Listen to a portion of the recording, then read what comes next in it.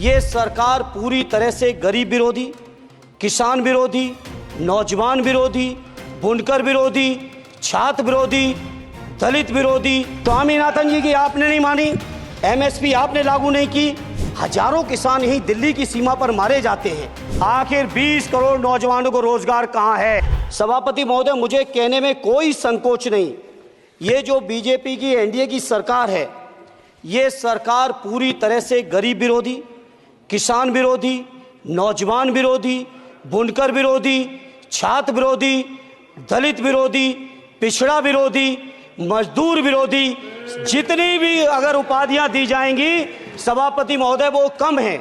और मैं कोई राजनीतिक भाषण नहीं दे रहा हूं, मैं उदाहरण सहित आपको जब नंबर आए तो बोल देना, और हमें पता है आपका नंबर भी नहीं आएगा आपकी पार्टी में, ये भी पता है हमें।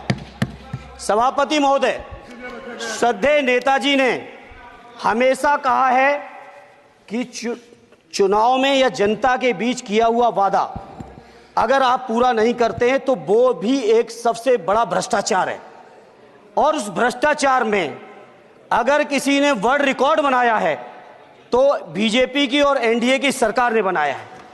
सभापति महोदय, 2014 के चुनाव के समय प्रधानमंत्री जी ने वादे किए कि 2 करोड़ रोजगार हर साल मिलेंगे। स्वामीनाथन जी, जिनको भारत रत्न दिया है, सरकार को मैं धन्यवाद देता हूं, लेकिन वो धन्यवाद अधूरा है जब तक उनकी सिफारिशों को नहीं मानते हो। 2007-8 से लगातार मांग चल रही है देश में कि स्वामीनाथन जी की जो सिफारिश है किसानों को 1.5 गुना समर्थन मूल्य देने का, एमएसपी की गारंटी देने का, कानूनी हक और अधिकार देने का, उस गारंटी को आज तक नहीं माना, आज तक नहीं माना, आज तक नहीं माना। स्वामीनाथन जी को आज तक नहीं माना। अध्यक्ष जी, डिस्टर्ब ना करिए। सभापति महोदय, मेरा टाइम इसमें काउंट नहीं होगा। आप इधर, अरे यार, बेईमानी से जीता है तो ज्यादा ना बोलो, मालूम है कितने बड़े तीरंदाज हो। इधर बेईमान हो, बेईमान हो, बेईमान हो, बेईमान हो, बेईमान हो।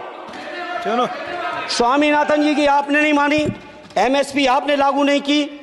कितनी बढ़िया बातें कि खाद पे हम सब्सिडी बढ़ा रहे हैं, पहले 50 किलो को 45 किलो, फिर 45 किलो को 40 किलो, और मुझे लगता है कि एक तीसरा कार्यकाल पूरे होते होते केवल 10 ही किलो बचेगा खाद के कट्टे में, इससे ज्यादा नहीं बचेगा। मंडी एक नहीं बनाई, आत्महत्या इतनी कर रहे हैं किसान, और किसान अगर अपनी एमएसपी की मांग करते हैं, हजारों किसान यही दिल्ली की सीमा पर मारे जाते हैं, और आप सोचते हो कि आपकी बात को कोई समझेगा नहीं। सभापति महोदय, नौजवानों को कितना गुमराह किया गया। नौजवानों से कह दिया गया हर साल 2 करोड़ रोजगार। मैं आज सवाल पूछता हूं अपने नौजवानों की ओर से, बताएं भारतीय जनता पार्टी के लोग, सरकार में बैठे लोग, 10 साल आपने राज कर लिया है, आखिर 20 करोड़ नौजवानों को रोजगार कहां है? अरे छोड़िए यार, अबे कोई नोटिस नहीं लेता तुम्हें, छोड़ो छोड़ो, कोई नोटिस नहीं लेगा तुम्हें। 20 करोड़ नौजवान के रोजगार का हिसाब कहां है? आज 11वें बजट में जब याद आई तो वो भी ट्रेनिंग की बात करते हो। मैं कहना चाहता हूं, आईआईएम, आईआईटी के नौजवानों को रोजगार नहीं दे पा रहे हो। आप सोच रहे हो इंटर्नशिप के इस छोटे से सुगूफे से नौजवान खुश होंगे? देश के नौजवान खुश होने वाले नहीं है। सभापति महोदय, शिक्षा के मसले पर लगातार बजट घटाया जा रहा है, लगातार सरकारी शिक्षा कम की जा रही है, और ये बीजेपी की सरकार की लगातार प्रयास है कि नौजवान शिक्षित होंगे तो सवाल पूछेंगे।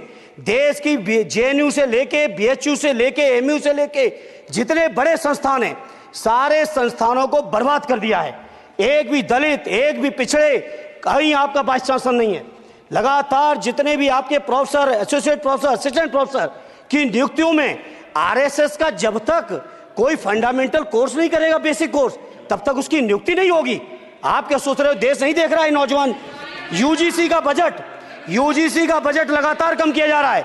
मेरा खुला आरोप है इस सरकार पर कि ये सरकार शिक्षा को प्राइवेट करके, शिक्षा को मुट्ठी भर उद्योगपतियों के हाथों में देके, शिक्षा को चुनिंदा लोगों के हाथ में देके, देश के 140 करोड़, जिसमें मैं समझता हूं 90% लोग गरीब हैं, उन गरीबों के हाथों से शिक्षा को छीनने का ये जो आपकी सरकार षड्यंत्र कर रही है, इसके लिए हम लोग इस मौके पे विरोध करते हैं। लगातार फीस बढ़ा रहे हैं, शिक्षकों की कमी है, रोजगार आप दे नहीं पा रहे हो, सामाजिक असमानता। सभापति महोदय, 2014 में जिस समय सरकार बनी थी एनडीए की, उस समय देश की जितने भी जो आर्थिक चीजें थी, जो वेल्थ थी, उसमें पिछड़ों की हैसियत 17% थी, 17%। और आज 10 साल की एनडीए की सरकार के बाद पिछड़ों की आर्थिक हैसियत हो गई है केवल 9%। मैं कहना चाहता हूं चुनौती के साथ, वित्त मंत्री अपने जवाब में बता दें, अनुसूचित जनजाति का एक भी व्यक्ति देश में अरबपति हो तो बता दो, एक भी अरबपति हो तो बता दो, एक भी दलित को अरबपति आपने बना दिया हो तो बता दो, एक भी पिछड़े को बना दिया हो तो बता दो। आप जवाब में दे देना, आप डेटा दे देना, आप डेटा दे देना, हमारी दबाव नहीं रुकेगी। सभापति महोदय, जब जब बीजेपी की सरकार, जब जब बीजेपी के लोग विपक्ष में रहे तो ओपीएस की बातें किए। 10 साल से आप सत्ता चला रहे हो, 11वां बजट पेश कर रहे हो, पूरा देश आज ओपीएस के लिए सरकारी कर्मचारी परेशान है, कहीं ओपीएस की चर्चा नहीं है, पुरानी पेंशन की कोई चर्चा नहीं है। सभापति महोदय, पुरानी पेंशन तो पुरानी पेंशन, हम मांग करते हैं, बहुत बड़े राष्ट्रभक्त आप बनते हो, मैं मांग करता हूं देश के पैरामिलिट्री फोर्सेस को आप पुरानी पेंशन दीजिए। मैं मांग करता हूं, आप राष्ट्रभक्त हैं ना, सीमा पे जो सुरक्षा कर रहे हैं, जो शहादत झेल रहे हैं, मेरी मांग है कि आप उनकी ओपीएस दीजिए। वो आप ओपीएस नहीं दे पाओगे। इसी तरह से सभापति महोदय, देश के अंदर बहुत से ऐसे संविदा कर्मचारी, एक से एक बढ़िया फार्मूला, अब कानूनन मंडल आयोग लागू हो गया तो कैसे पिछड़े और दलितों को रोकें, तो संविदा कर्मी की प्राइवेट कंपनी, प्राइवेट आपने आउटसोर्सिंग कर दी। आउटसोर्सिंग के कारण से देश के सारे दलित, सारे पिछड़े, सारे आदिवासी आपकी सेवाओं से बाहर हो गए, उनके पास कोई कानूनी हक नहीं। तो ये जो आरक्षण को खत्म करने के तरह तरह के जो आप लोग षड्यंत्र अपना रहे हो, इस षड्यंत्रों को देश का जनमानस पूरी तरह से जान भी चुका है, पहचान भी चुका है, और इसीलिए उत्तर प्रदेश से तो आपको कर ही दिया है बाहर, देश से भी बाहर जल्दी करेंगे और हमारे साथी मिलकर दूसरे प्रांतों से भी बाहर करेंगे।